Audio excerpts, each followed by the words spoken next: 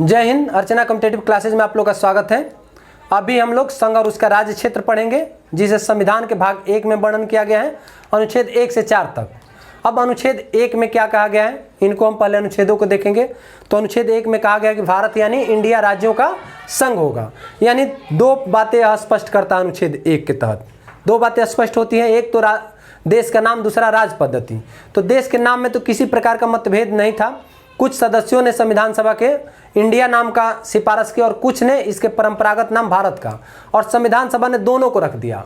यानी बोला कि इंडिया यानी भारत, भारत यानी इंडिया। ठीक है। अब भारतीय संघ जो है, यानी कि भारत का जो संविधान है यह संघीय टाइप का है। इस तरह से तो पूरे संविधान को खंगाल देंगे आप, तो कहीं संघ शब्द का प्रयोग नहीं किया गया है। और इसे स्पष्ट करते हैं डॉक्टर BR अम्बेडकर, और कहते हैं कि यह समझौते का परिणाम नहीं है, यह किसी समझौते का परिणाम नहीं है। ठीक है। जैसे अमेरिका में है, और इससे किसी भी राज्य को, इस संघ से किसी भी राज्य को अलग होने का अधिकार नहीं है। यानी भारतीय संघ से भारतीय राज्यों को अलग होने की शक्ति नहीं है। यह भारत एक है, जो कि प्रशासनिक सुविधाओं के लिए अलग अलग राज्यों में बटा हुआ है। ठीक है। ऐसे भी आप देखेंगे तो संघ के दो प्रकार होते हैं। एक तो मिल करके, मान लीजिए कुछ राज्यों ने मिल करके और संघ का स्थापना कर दिया। वहाँ पे राज्यों के पास ज़्यादा शक्तियाँ होती हैं, वो अपनी सुरक्षा से लेकर संप्रभुता सब अपने पास रखते हैं। केंद्र की अपेक्षा उनके पास ज़्यादा शक्तियाँ होती हैं। ठीक है। जैसे अमेरिका, फिर ऑस्ट्रेलिया और स्विट्जरलैंड में है। और दूसरी टाइप की जो संघ की बात कहे हैं, तो दूसरी टाइप की संघ जो भारत का है, जो राज्यों का संघ कहा जाता है, यानी यूनियन। हमारे संघ क्या बोला जाता है, यूनियन। और अमेरिका में जैसे है फेडरेशन। दोनों का अर्थ संघ ही होता है हिंदी में। ठीक है।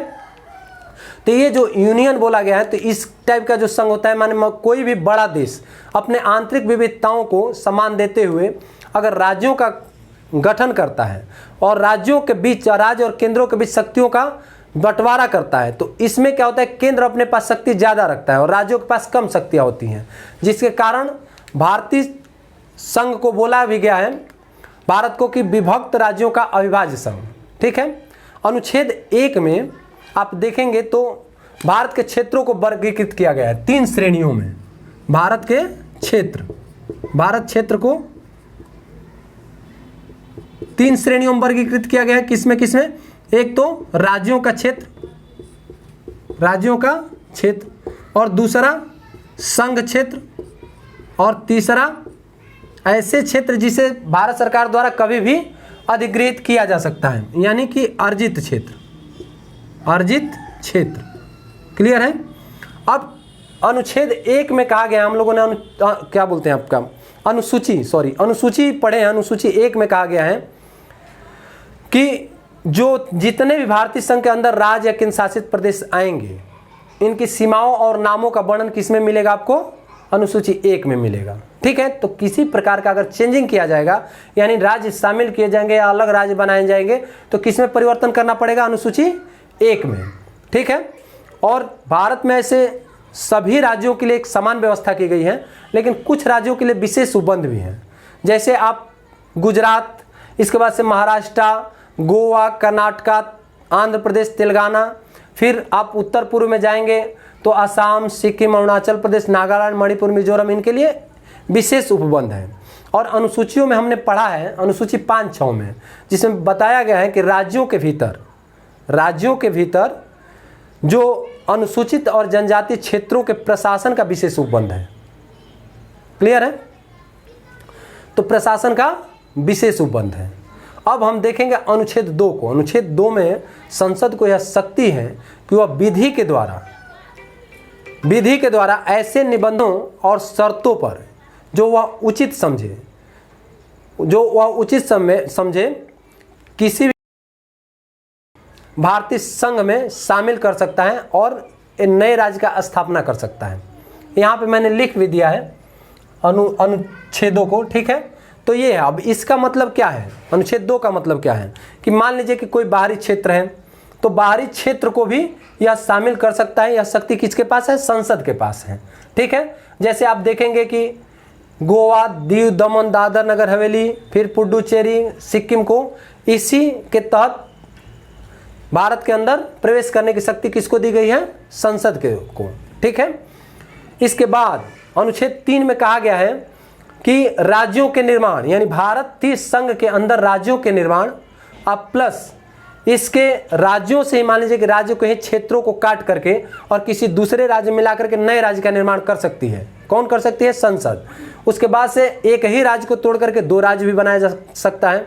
ठीक है, ये परिवर्तन करने का अधिकार संसद के पास है अनुच्छेद 3 के तहत। जैसे आपने देखा होगा कि जब तेलंगाना राज्य बना था आंध्र प्रदेश से कट करके, ठीक है, तो ये अनुच्छेद 3 के तहत ही इस बना था। ठीक है, इसमें संसद को पावर है। इसमें 1-2 शर्तें हैं, जैसे इससे पहले इस टाइप का जो भी, जैसे क्या बोलते हैं आपका, अध्यादेश संसद में जारी किया जाएगा, तो अध्यादेश जब लाया जाएगा तो उसमें राष्ट्रपति से राय ली जाएगी। पहले राष्ट्रपति से अनुमति ली जाएगी और राष्ट्रपति इन राज्यों से, जिस राज्य का अगर विभाजन करके नए राज्य बना रहे हैं, जैसे तेलंगाना बना आंध्र प्रदेश से, तो आंध्र प्रदेश से इसकी आंध्र प्रदेश के विधानमंडल से राय जानेंगे।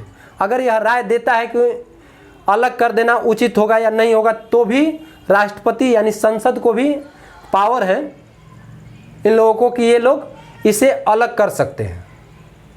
ठीक है, तो ये रहा कि संसद की शक्ति दी गई है अनुच्छेद 2-3 में।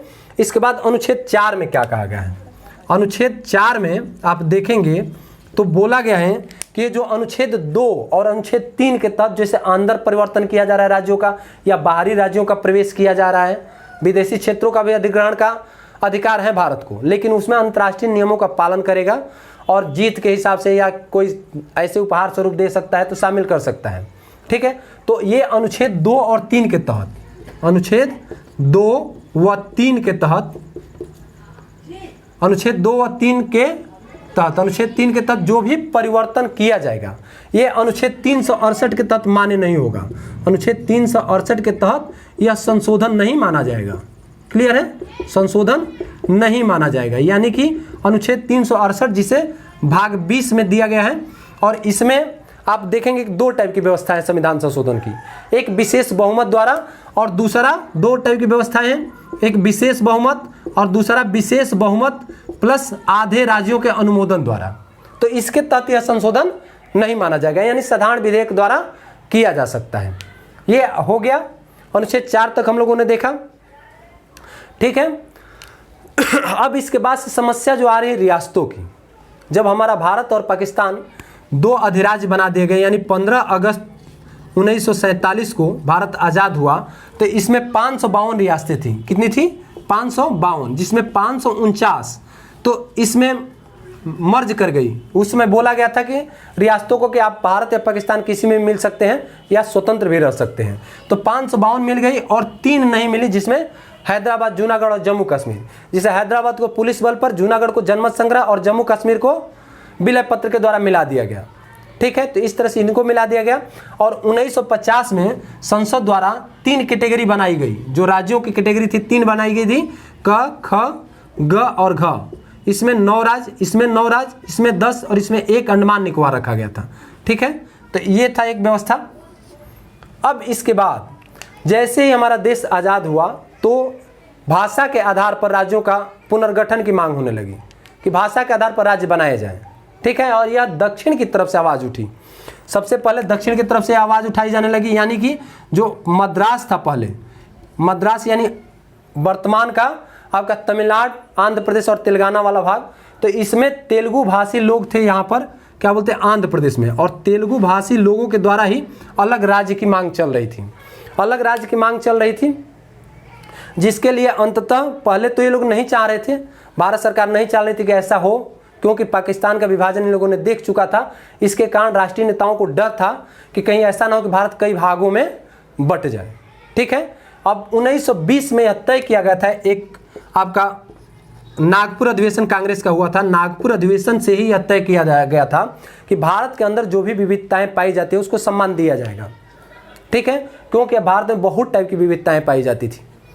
आप देखेंगे तो भाषा के आधार पर, प्लस जातीयता के आधार पर, फिर संस्कृति के आधार पर, क्षेत्रीयता के आधार पर बहुत ज़्यादा अंतर आ रही थी। तो उसी समय तय किया गया था कि जो एक भाषा बोलने वाले को कोशिश किया जाएगा कि एक राज्य में रखा जाए। ठीक है, अब बाद में जो हम मांग उठने लगे, और ऐसे भी आप देखोगे तो भारत के जैसे स्टेट जो है बहुत ज़्यादा बड़े बड़े हैं, और ये और जगह के देशों से बड़े हैं। जैसे कि उत्तर प्रदेश की जनसंख्या रूस से ज़्यादा है, महाराष्ट्र जर्मनी के बराबर है, हरियाणा एक छोटा सा राज्य है, ये भी बेल्जियम से बड़ा है, श्रीलंका से बड़ा है, और वहाँ पर देखेंगे तो कई बार संविधान को पूरा बदला जा चुका है। लेकिन भारत का यही दिन है कि अभी तक ऐसा नहीं किया गया कि भारत के संविधान को पूरा बदल दिया गया हो। ठीक है, तो ये चीज़ था।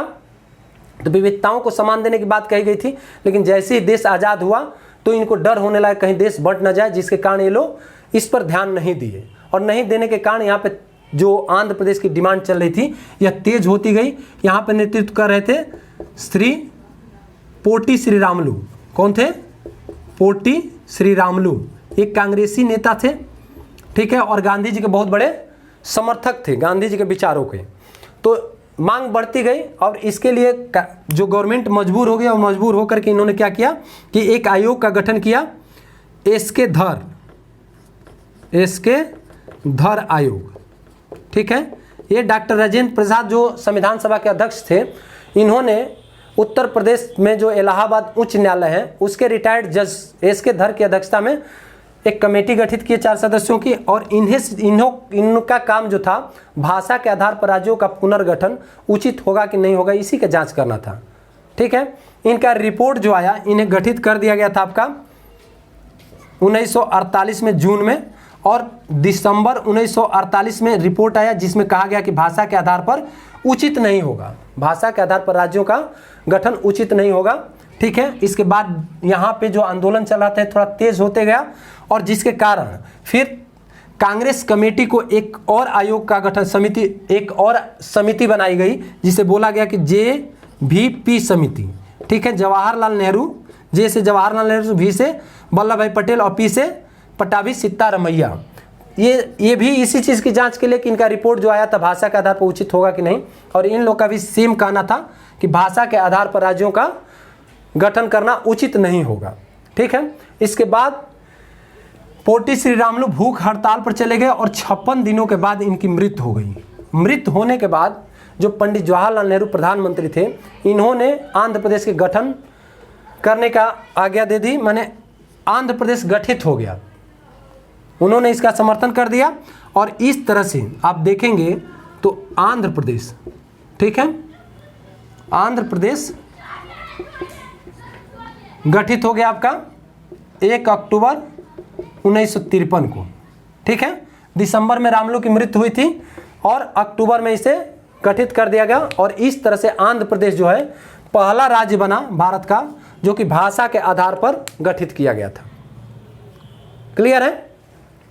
अब इसके बाद और भी देशों द्वारा मांग चलने लगी, और क्षेत्रों द्वारा मांग चलने लगी कि भाषा के आधार पर गठित किया जाए, जिसके कारण मजबूर होकर के फिर सरकार ने क्या की कि एक आयोग बैठाई, फजल अली आयोग। इसे फजल अली इसलिए बोला जाता था कि जो राज्य पुनर्गठन आयोग बनाया गया था, राज्य पुनर्गठन आयोग के ये अध्यक्ष थे फजल अली।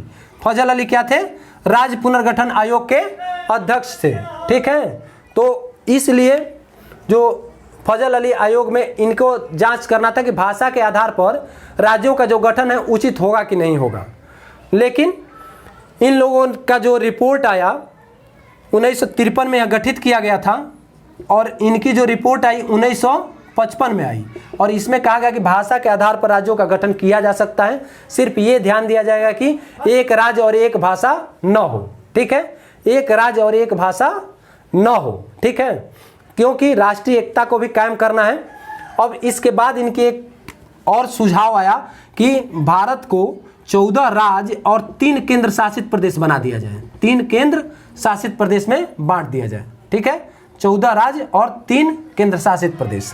और ये जो व्यवस्था थी क ख ग घ वाला, जैसे क में आता था आपका असम, बंगाल, बिहार, उत्तर प्रदेश, संयुक्त प्रांत जैसे पंजाब, इस तरह से आता था करके, तो इसके और इसके क ख के बीच की दूरियां खत्म कर दी, ग को समाप्त करके इन्हीं में मर्ज कर दिया गया, यानी केंद्र शासित प्रदेश, और घ में अंडमान निकोबार आ रहा था, इसको समाप्त कर दिया गया इन्हीं के सिफारिश पे। और इसके लिए 7वां संविधान संशोधन करना पड़ा, 7वां संविधान संशोधन। ठीक है, और इसके तहत इसे समाप्त कर दिया गया। और कुछ संशोधन करके सरकार ने 14 राज्य और 6 केंद्र शासित प्रदेश का गठन कर दिया। ठीक है, इसके बाद फिर आप देखेंगे तो 1956 में ये हुआ था। कब हुआ था ये? 1956 के बाद और भी राज्यों का गठन किया गया। ठीक है, तो इसका आप एक शॉर्ट स्क्रीन ले लीजिए, इसके बाद हम आगे वाला बता देते हैं।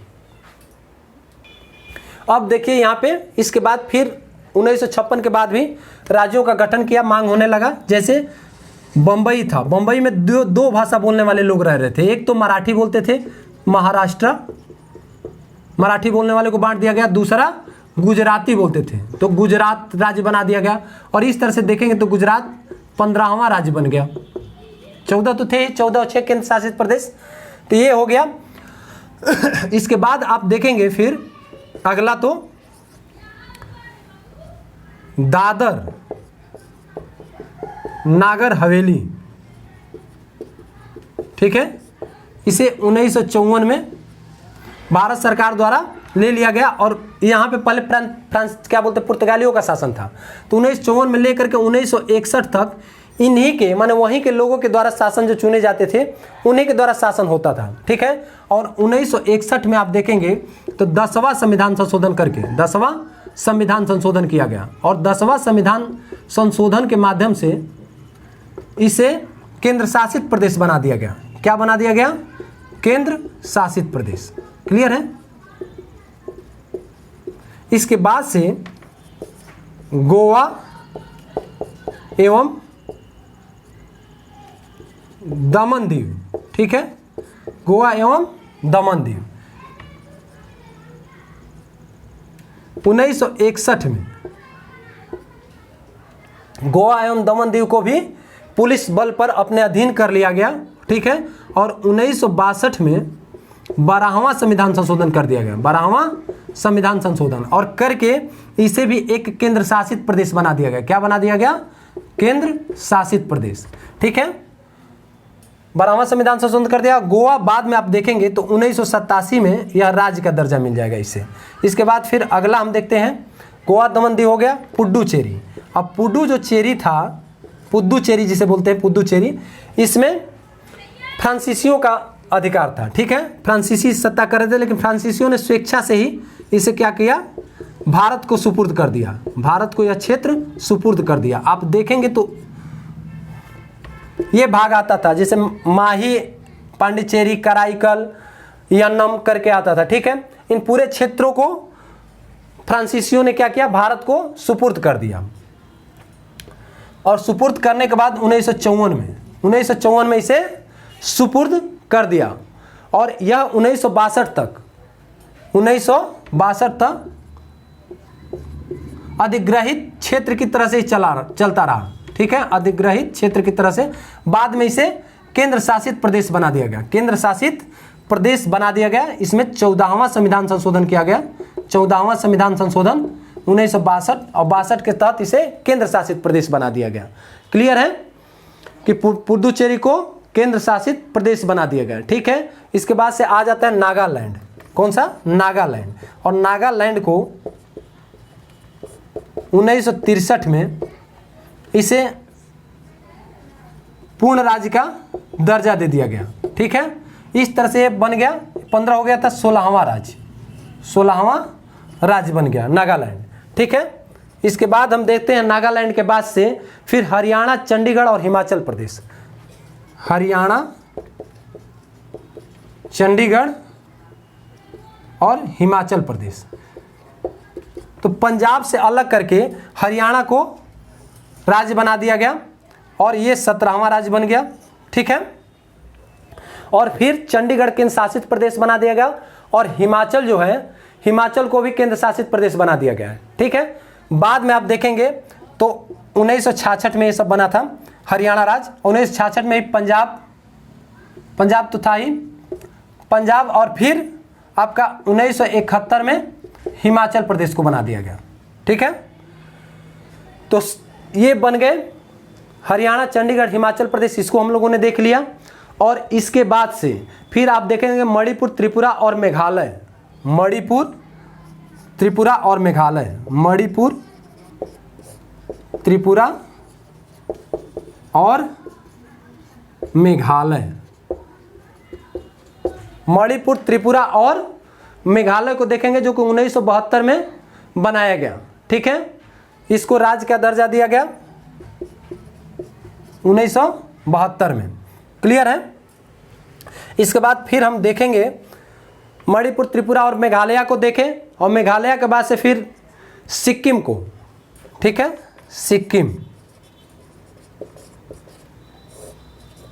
सिक्किम को 1947 में जब हमारा देश आज़ाद हुआ तो इसकी सुरक्षा का भार सरकार ने ले लिया अपने पास। ठीक है, सुरक्षा या विदेशी मामले संचार का। और उसके बाद से 1974 में यहाँ पे पहले क्या था कि राजा का शासन था, चौगाल राजा का। तो चौगाल राजा का जो शासन था, इससे वहाँ की जनता बहुत नाराज़ थी और यह भारत में शामिल होना चाह रहे थे। तो इन लोगों ने अपना इच्छा जाहिर की और 1974 में 35वां संविधान संशोधन करके 35वां संविधान संशोधन करके इसे भारत का सहराज्य बना दिया गया। सहराज्य बना दिया गया। अब देखिए, सहराज्य बनाया गया तो एक अलग कैटेगरी हो गई। सहराज्य एक अलग कैटेगरी हो गई क्योंकि भारत के में जो शामिल करना था वो 3 क्षेत्र थे। एक तो राज्यों का क्षेत्र, दूसरा संघ क्षेत्र और एक क्षेत्र तीसरा था अर्जित किया हुआ। ये चौथा आ गया सहराज्य। ठीक है, और सहराज्य के कारण ही अब 35वां संविधान संशोधन किया गया था। अगर इनके बीच में रखा गया होता तो ये अनुच्छेद 2 के तहत ही हो जाता क्लियर। ठीक है, अब एक अलग कैटेगरी कारण यह 35वां संविधान संशोधन करना पड़ा। ठीक है, अब इसके बाद से फिर 1975 में एक 36वां संविधान संशोधन किया गया और जनता फिर भी इससे संतुष्ट नहीं थी। वहाँ की जनता इस संशोधन संतुष्ट नहीं थी और जब सहराज्य बनाया गया तो एक अलग कैटेगरी किया गया था 35वां संविधान संशोधन। तो 2A अनुच्छेद 2A में रखा गया और एक अनुसूची 10 जोड़ी गई थी। 10वीं अनुसूची बनाई गई थी जिसमें सहराज्य के जो भी निर्देश थे और प्लस क्षेत्रों का वर्णन किया हुआ था। ठीक है, तो इसके बाद से क्या वहाँ की जनता फिर भी इससे संतुष्ट नहीं हुई, जिसके कारण वो पूर्ण वोटिंग हुआ वहाँ पर और राजा खिलाफ में वोट दिए, यानी चौगाल राजा के, और जिसके कारण 36वां संविधान संशोधन करके 1975 में मैंने यहाँ पे लिख दिया है, संविधान संशोधन करके इसे पूर्ण राज्य का दर्जा दे दिया गया। ठीक है, तो ये हम लोगों ने देख लिया सिक्किम को कैसे यह राज्य बना। इसके बाद हम देखते हैं सिक्किम के बाद फिर आपका मिजोरम, अरुणाचल प्रदेश और गोवा। मिजोरम, अरुणाचल प्रदेश और गोवा, इसको 1987 में पूर्ण राज्य का दर्जा दे दिया गया। क्लियर है, मिजोरम, अरुणाचल और गोवा को पूर्ण राज्य का दर्जा दे दिया गया था। इसके बाद से फिर आपका छत्तीसगढ़, उत्तराखंड और झारखंड, ये 2000 में बनाए गए थे, जिसमें छत्तीसगढ़ मध्य प्रदेश से काट करके बनाया गया था, उत्तराखंड उत्तर प्रदेश से कटा था और झारखंड जो है बिहार से कट करके बना था। इसके बाद फिर आप देखेंगे 2014 में तेलंगाना बना था। ठीक है, तो इस तरह से हम लोगों ने क्या क्या समझा। एक तो जो अनुच्छेद भाग 1 में 1 से 4 तक अनुच्छेद समझे। इसके बाद से फिर संसद की शक्तियाँ देखें और संसद की शक्तियों देखने के बाद से फिर कैसे राज्यों का पुनर्गठन के लिए जो आयोग गठित किया गया था इनके बारे में हम लोगों ने पढ़ा कि धर आयोग प्लस जेबीपी समिति और फिर फजल अली आयोग, और इसके बाद से फिर राज्यों का 1956 के बाद कैसे कैसे पुनर्गठन किया गया, दोबारा राज्य जैसे भाषाओं के आधार पर बनाया गया और कैसे बना, इसको हम लोगों ने देखा। तो मुझे आशा है आप लोग को अच्छा समझ में आ गया होगा। धन्यवाद।